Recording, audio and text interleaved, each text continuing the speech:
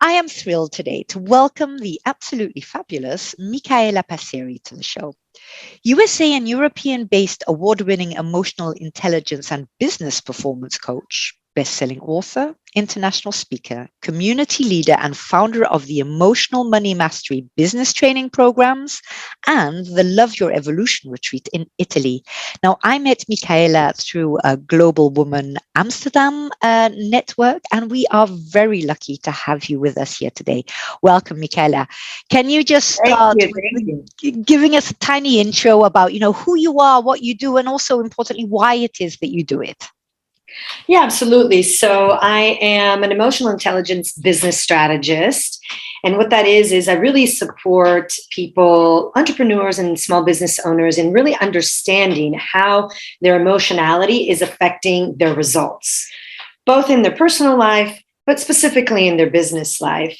And it was my journey. It really was my journey. I right out of college started a business. I had a couple of stores, a handbag store, a jewelry store, a clothing store. So I was in the retail business for a while and did really well. But then all of a sudden, everything just crashed. I lost Right. everything, and it was like, what the hell just happened? Yeah. And so it was me really trying to understand, how do I get back? How do I get Right. back to where I was? And it was all about the negative emotional experiences that I had experienced up until then that had created certain beliefs, certain patterns, certain ways of being, ways of not being, and, Right. and, and in my journey of self-discovery and understanding myself, I understood, okay, wait a minute, this is something that Yeah. it happens to everybody. I'm not just the one off, right?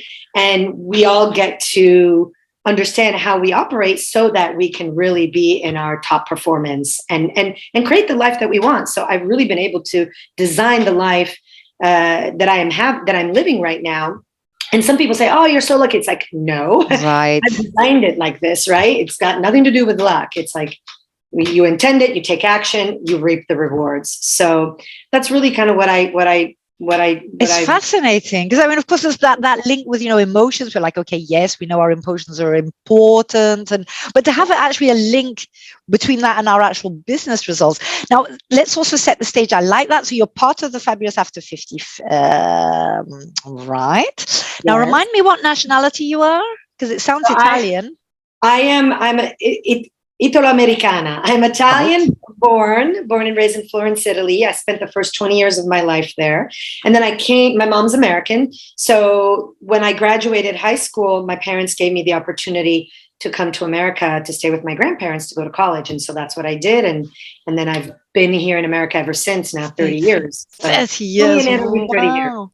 And Yeah. you are also the director, aren't you, of Global Woman Los I Angeles, am. isn't I it? am the global woman director here. Fantastic. A very strong, empowering, and wonderful network for those of you who are Yes. interested.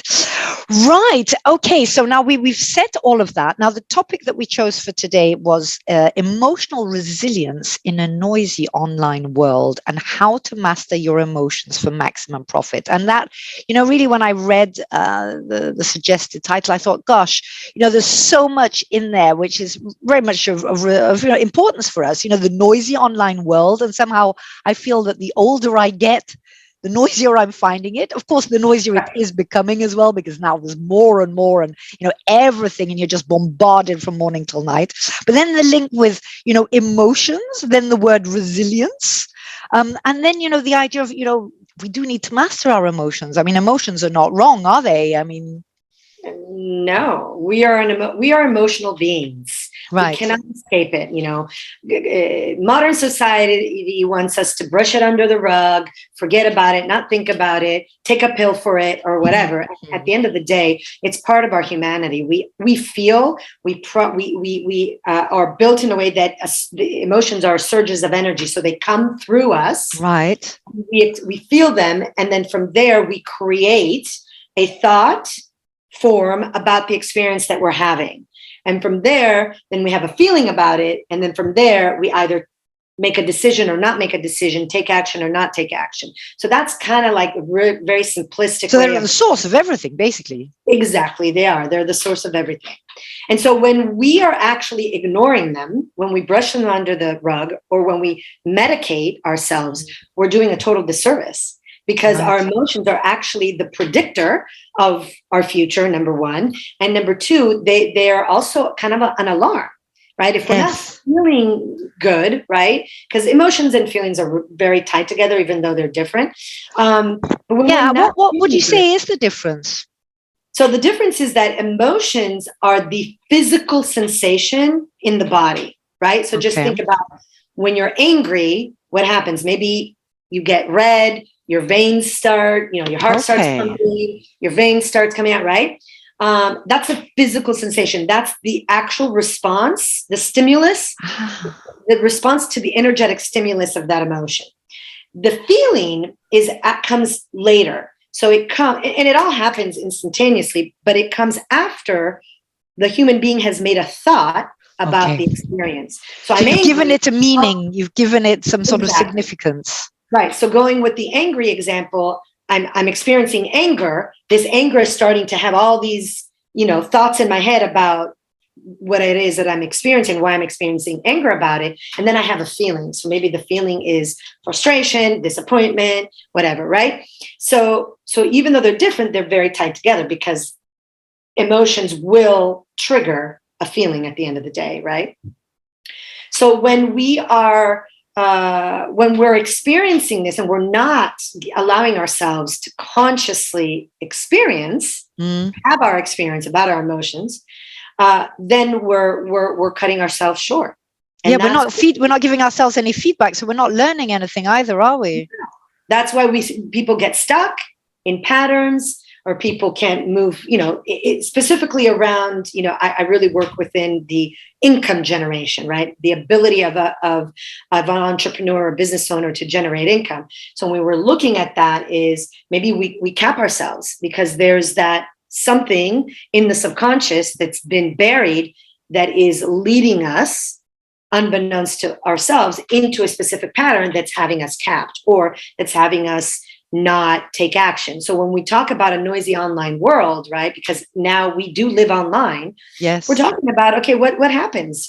Maybe I get overwhelmed, right, by all of the stuff that I got to do online. Maybe I become, worried about putting myself out there on social media, maybe through doing a live.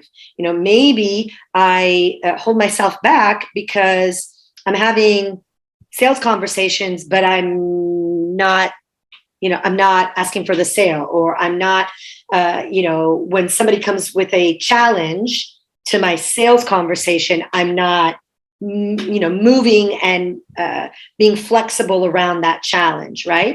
So those are all things that a human being lives through in their business and in their work, that are all triggered by emotions.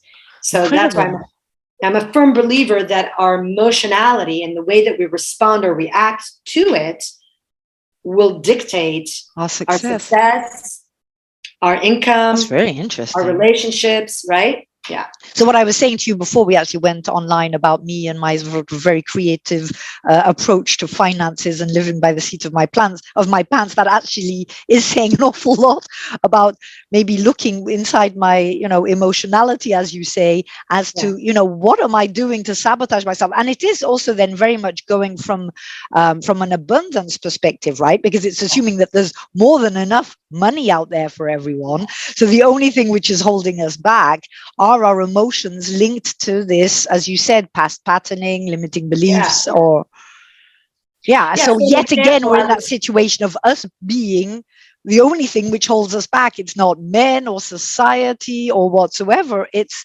again, us. It's our own self-imposed limitation through the misunderstanding of how we operate through our emotions, right? So, for example, I was just speaking before, we came on for this, I was just speaking to someone about how this one lady, she said she wanted to have a global business. She said she wanted to have XYZ. And then when she was told, well, this is what you got to do, she was like, oh my God, that's a lot of work. She's like, well, yeah. Yeah. I mean, so, well, I don't know if I want to do that. It's like, okay, well, yeah, it's up to you, but you got to think about, so why is it that you're saying you want this, but then you're not willing to do the things? Right, so it's being really clear. Is it really she who wants it, or is it what she thinks that other people think that she should be doing, and all of so that then, sort of stuff? Then for deeper conversation, it's like, okay, what's having you think that this is an effort? Maybe there's something there. What's having you think that it's going to be a lot of work? Because if you want it, and like you and I also said before we started this, it's like, if you love what you do, sometimes it doesn't really feel like work. Yeah. There's so many conversations and so many triggers and root causes that for her could be that, maybe she doesn't have to give it up. If she's willing to look at herself, maybe she doesn't have to give it up, and maybe she can have what she wants, but it's just about really understanding what's underneath it. What's underneath that conversation. So would you say that, first of all, would you say that women are more emotional beings than men? I would say yes, for sure. I mean, men are emotional beings just as much. Yes. I think the way that we respond to our emotions is different, men and women, right? But yeah. So would that be because we're more in tune with them, or because we master them less? No, I think because women are more in tune, we're more sensitive, we're more intuitive. We listen to our intuition more than men do. So then we can be triggered by, if we don't know how to manage them, we can be triggered by them more so than men, right? Also, men are taught to be more logical, right? Society teaches them to be more logical, but they're just as emotional as we are. If they were taught differently, they would probably be on the roller coaster emotional ride just like we are. But do you think that would explain why, we still tend to say, and society proves us that, it's harder for women in corporate to break through the glass ceiling, that the more entrepreneurial women struggle to ask for, what they deserve to earn? I mean, that would all then be linked as well to these emotions, right? Or to our mastery of the emotions and what we make it mean. Yeah, absolutely. Absolutely. I think there was a study, I think it was Harvard, that was it Harvard? But it was a study that basically showed that if you put a man or a woman going for the same job, and the requirements of the job showed that there were certain things that the person needed to have, the man would still go for it, even though he knew he didn't have some of those requirements.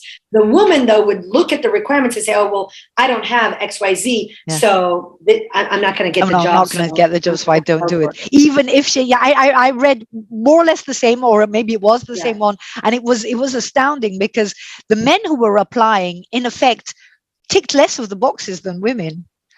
The women actually, in the majority of the cases, had more of the prerequisites than the men, but did not take. Whereas the man thought, I've got 2 out of 5, fine, let's go for it. And the woman would say, well, I've only got 4 out of the 5, so I don't. Yeah, that's really more about our not good enough conversation.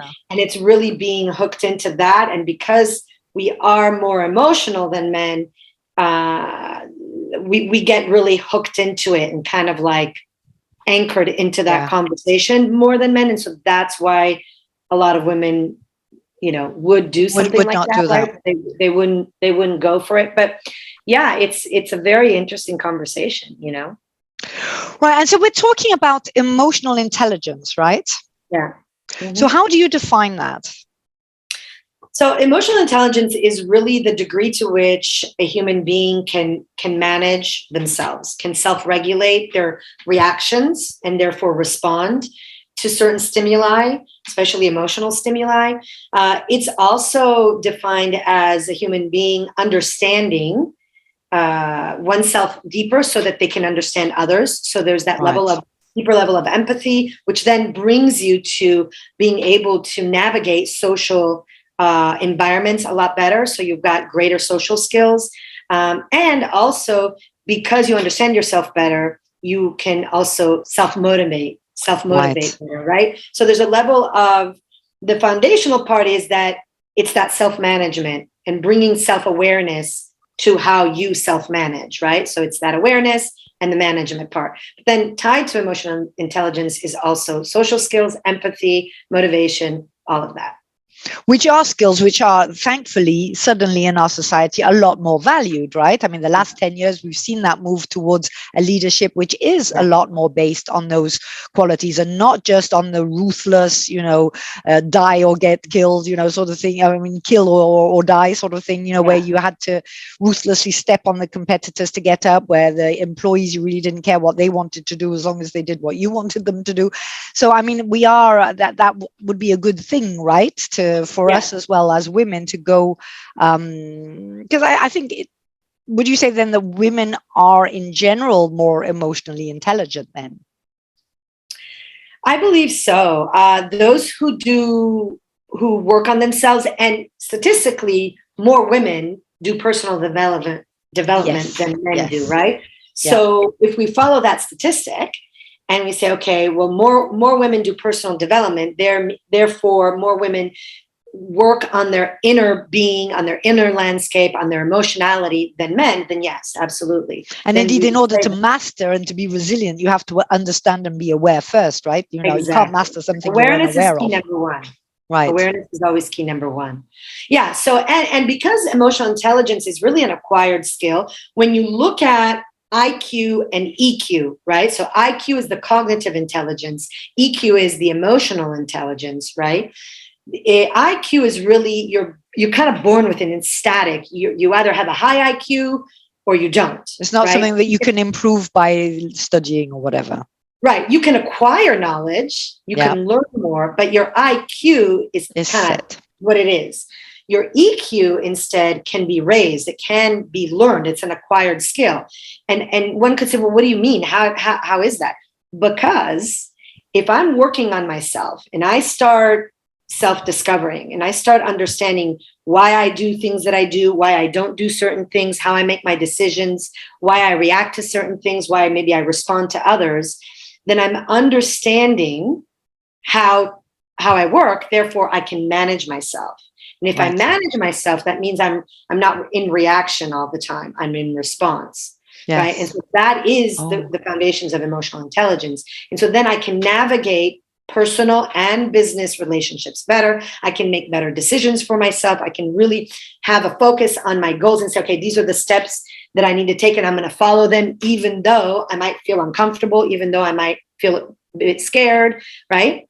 So you're not hiding anything, you're not refusing to see anything, you're acknowledging what you're feeling, but you're enough in confidence and know yourself enough to know, okay, how to use that to your benefit then maybe, rather than to get out of hand. And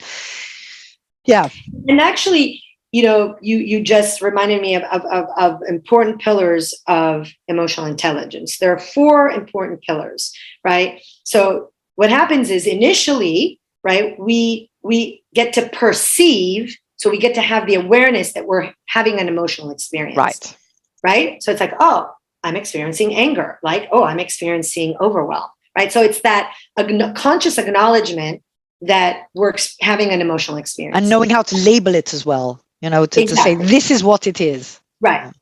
So that's number 1, right? It's that perception. It's perceiving my emotions in the moment. Number 2 is, okay, now that I have the awareness, I need to understand, okay, why am I experiencing this, right? So that's number 2. So perception and awareness is number 1. Number 2 is, okay, understanding. I get to understand, oh, okay, I'm triggered because this person said XYZ, and that's why now I'm angry, let's just say, right? Yeah. So number 3 is, once I have the awareness, I understand why, now I get to manage it, right? So that's the management part, the self-managing, self-regulation part. And so I'm in response instead of reaction, because I'm thinking through it, right? I'm processing myself through it. And number 4 is the using. It's using that now to my benefit. So it's not manipulative. No. Manipulation. It's actually empowerment. It's the total opposite. Because what you were saying is emotions are energy, right? Yeah. So, I mean, that Exactly. energy, if we use it in a positive way, fantastic. It's our fuel, right? It's what moves us forward. Exactly.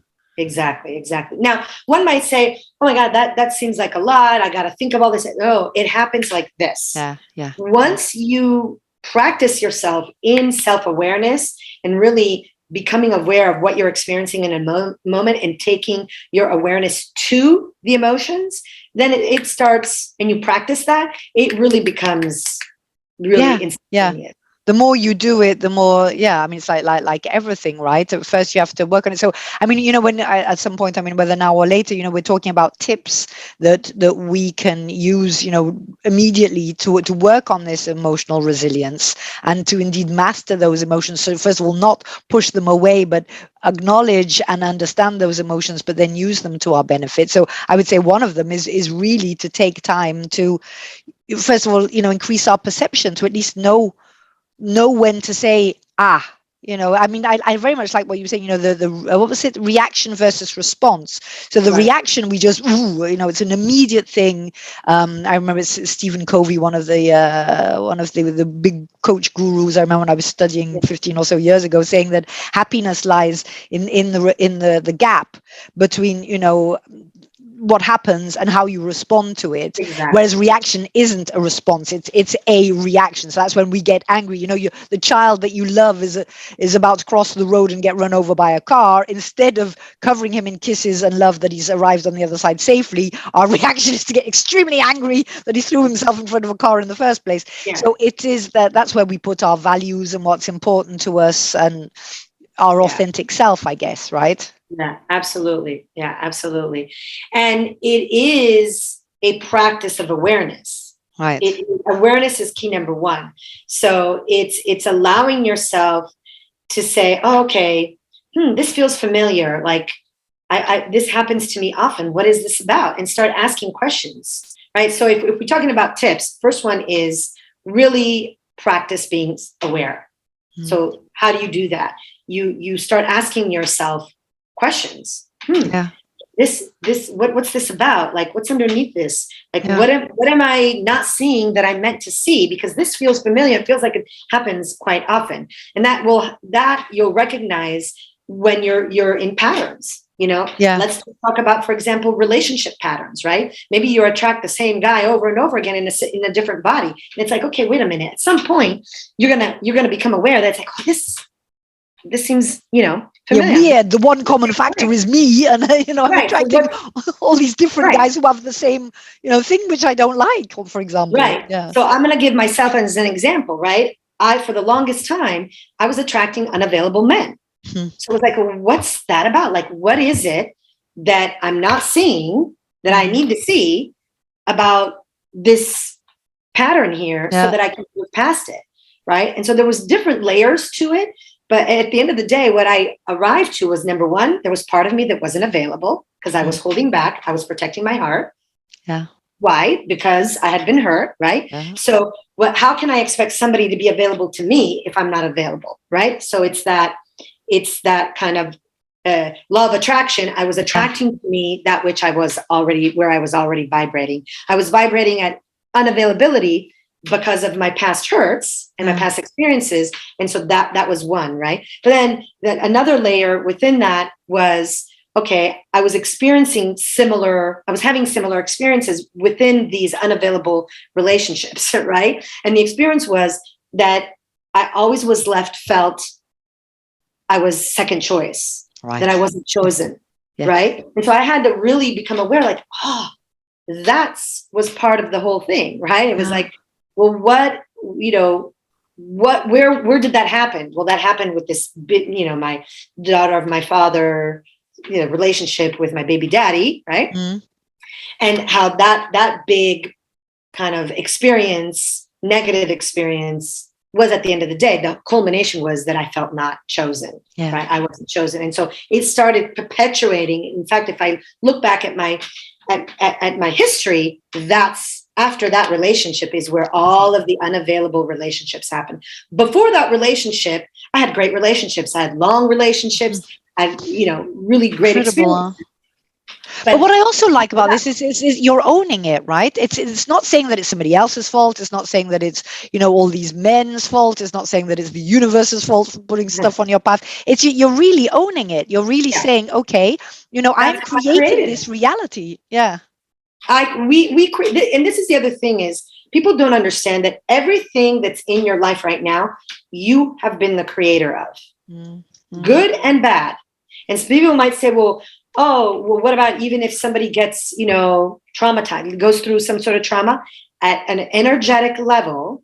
Yes. Now that's a deeper conversation, maybe for another podcast, because we'd have to be going. Well, let's do that one day. I'm actually a Buddhist. I'm a Nichiren Buddhist, so that's totally in line with what we say as well. And the obstacles, we attract them. We chose to come to this life with these problems for a reason. So okay, right. So and I find it very liberating, because instead of being a victim, then you're really taking charge. You're really cleaning ship, because most of us wait for the solution to come from outside. The ideal guy to come along. But if we're doing all of this, attracting for our own reasons the wrong person and having these wrong experiences the whole time, he's not going to come along. We have to make it happen. And I find that very liberating as well. Absolutely. Because, for example, going back to the same, personal example with my ex, if I kept on making him the cause of my issues and my problems, then I was giving him all the power. Exactly. The moment that I took my power back by saying, you know what, I created it by certain thought patterns and emotional patterns. I attracted him into my life. But at the end of the day, why? I attracted him because that's how I got to have my daughter. Had I not been in relationship with him, I would have never had my daughter. So when I can shift my perspective of that relationship from negative, abusive, and blah, blah, blah, to, wait a minute, I had to go through all of that so that I could have this amazing thing, amazing thing. Well, then all of the negative, all of the hooks, all of the, bad feelings that I had go away, because I can now focus on being grateful for the gift that I got. Right. And isn't that a more helpful, emotion to have? Than anger and resentment and bitterness and hard done by feeling. I mean, that's when we really grow into our own power. And I mean, we are talking about fabulous after 50 here. If we don't do this now, when else? This is the time to really look at things straight on. So, okay. And I wanted to just do a correlation, because I'm sure maybe the audience, the listeners might say, okay, well, how do we correlate that to, for example, making money?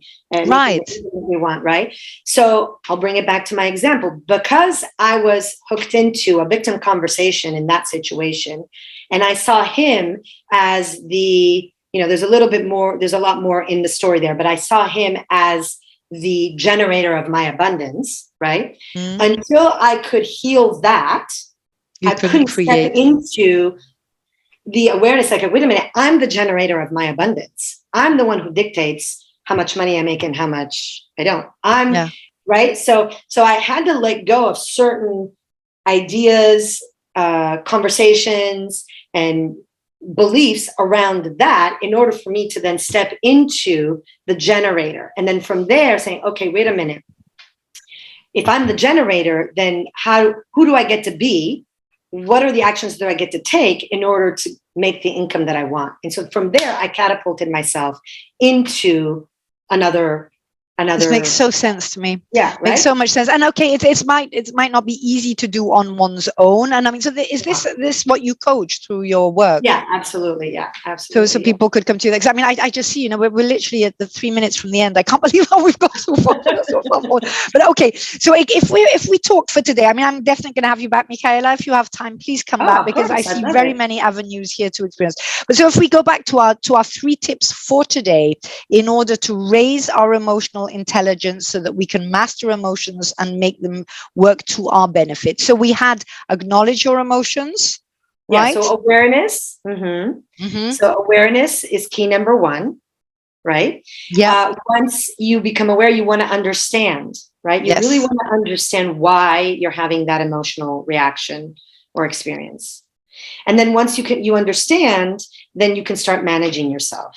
And when you manage, that's where you're raised, that in there lies the capability of you raising your emotional intelligence. Right. Because when you're not in reaction and you're in response, then that means you're managing yourself, right? And then the fourth tip is then using all of that to empower yourself. So there's really 4 tips, right? Wow. Awareness, understanding, management, and then empowerment. Right. So just very rapidly, for those who would want to take that step already now, I mean, when you coach this, is this, because it sounds like, as you say, you go through various levels. You also used your experience. It's not like, oh, yes, I know, that's it. Okay, there we are, all done. I mean, we're human beings. The process. Exactly. And we're talking today about the after 50, so which means we have even more years of patterns and strategies that we are so ingrained that we don't even know we're doing them. So you coach over a longer period through questions and through asking your clients then to really do some in-depth research on themselves, on what happens, when does it happen, what do you say to yourself? Yeah, I use a modality called emotion code. So I use that actually to access one's subconscious mind to find the root causal emotional events. So it actually becomes a co-creation between my client and myself into really navigating their inner landscape, their history, their life, right? Their life history, and figuring out where were the triggers, and then going in and really creating new conversations around that. So it does take time. The shortest amount of time that I work with people is 3 months. But we could do 3 months to a year. It really depends on where people are. And that's with a weekly session, 2 sessions a week, or how would you do it? Every week. I'm in someone's life for that amount of time every week, because that's a good investment to make, right? It's like it is, because we're human and we tend to go back to what's comfortable, to what's easy. I need to be there to help the process until you've really, really got to the root of it and managed to actually let go. This makes so much sense to me. Micaela, thank you very, very much. This was very interesting.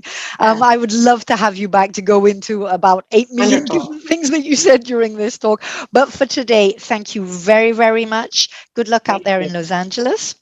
For the rest of you out there, I hope you made notes. I hope that you're really going to ask yourself the right questions now to, what can you change? What tips are you going to put into place straight away now towards understanding? Well, first of all, we had, the being aware, the working, the experiences, the managing, what you get out of that after all of that, and then putting it all together so that you really can understand, recognize, understand where it's coming from, and turn that flow of energy, which after all emotions are, to your own benefit. So here's to making these years of our life the most glorious ever, and I will speak to you this time next week.